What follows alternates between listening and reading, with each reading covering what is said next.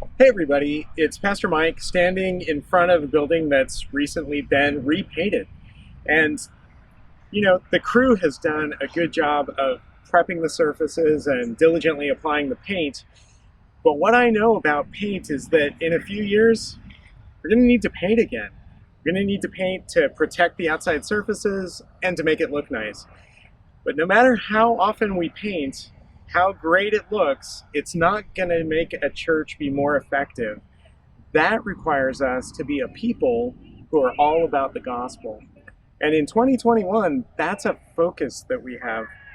And it's not just we as Church of the Valley want to be individually and collectively thinking about the gospel and how it applies in our lives and in our relations with other people. We also want to see other churches who realize that they could depend on the gospel more coming back to life. And we call that revitalization. Literally, it means life again. And so, church revitalization in 2021 is something that your pastors and your elders and your trustees have decided is something we are going to pursue.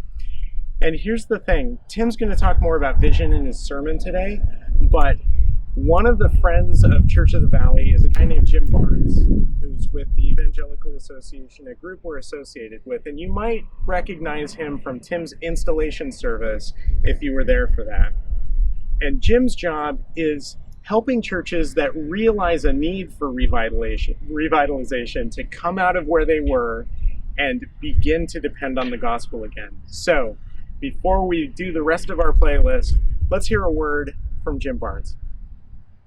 Greetings to all of you out there at Church of the Valley in Santa Clara. My name is Jim Barnes, and I am the National Minister of the Evangelical Association of Reformed and Congregational Christian Churches.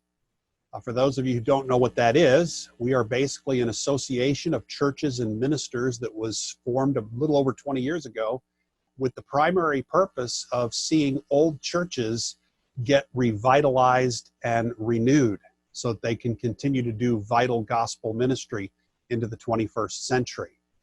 Behind me, there is a photograph of a church building that belongs to one of the congregations that's part of the EA, just as Church of the Valley is part of the EA.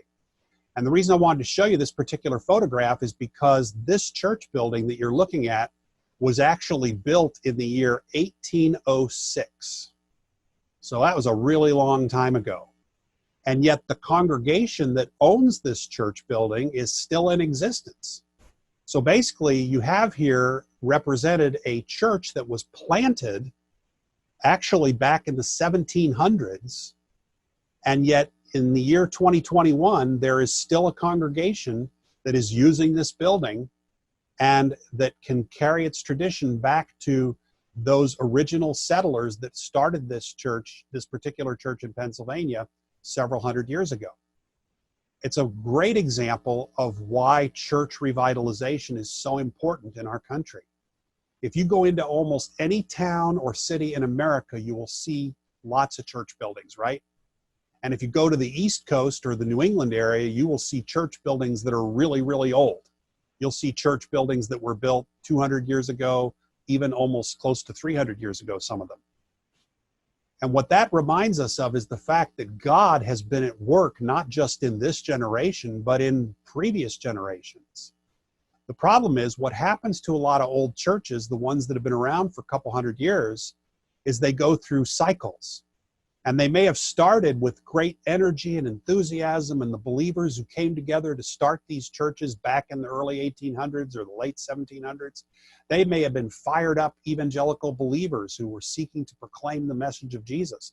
But what happens is over time, churches go through different experiences that can sometimes cause the churches to become unhealthy.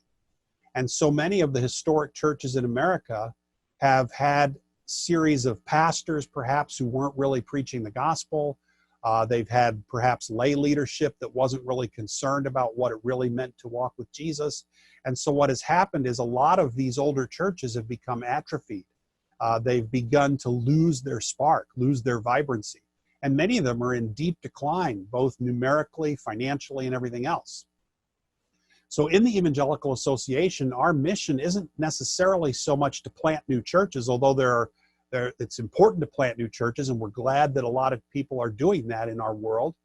But we have a very specific mission that focuses a great deal of our resources on the idea of revitalizing old churches, or essentially replanting them or helping them to get started again, help them to get re-energized, to turn a corner, and to begin, if they've fallen into decay or disrepair, if they've fallen into a spiritual malaise where the people aren't really seriously walking with Jesus anymore.